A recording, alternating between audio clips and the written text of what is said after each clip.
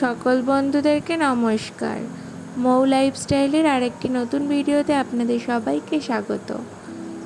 আজকে বানাবো খুবই সামান্য কিছু উপকরণ দিয়ে সন্ধ্যার একটা স্ন্যাক্স।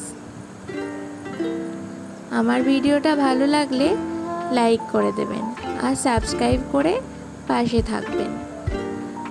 চলুন তাহলে শুরু করা যাক।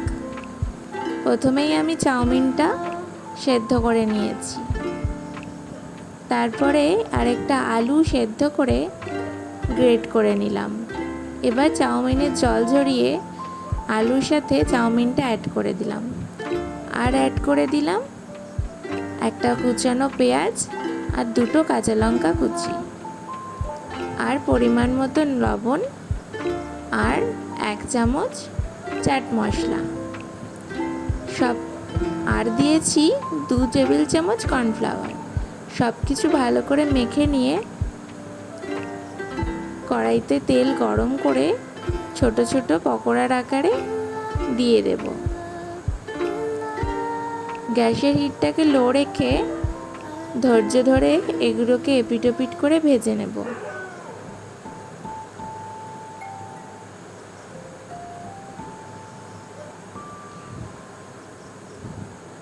ভাজা প্রায় হয়ে গেছে, এবার আমি ওপিঠে পাল্টে দেব।